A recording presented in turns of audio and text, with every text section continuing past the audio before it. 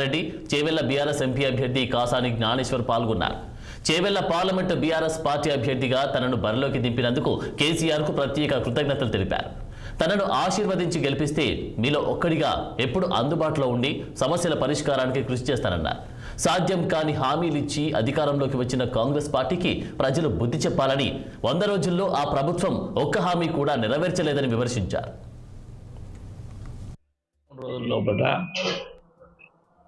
Ward కమిటీలు కానీ, booth కమిటీలు కానీ, గ్రామ కమిటీలు కానీ వాళ్ళందరినీ నిర్ధారణ చేసుకోవడం జరిగింది. అన్ని ప్రాంతాల్లో కూడా మరొకసారి కలిపినట్టుగా డిస్కస్ చేసుకోండి. రాబోయే 13 తారీఖున మేలో ఎన్నికల సందర్భంగా ఉదయంలోనే లేచి కారు గుర్తుపై ఓటేసి అత్యధిక శాతం ఓట్లతోని కాసాని జ్ఞానేశ్వర్ ముదిరాజు గారిని గెలిపించాలని ప్రార్థిస్తున్నా. మీ సేవ చేసుకునే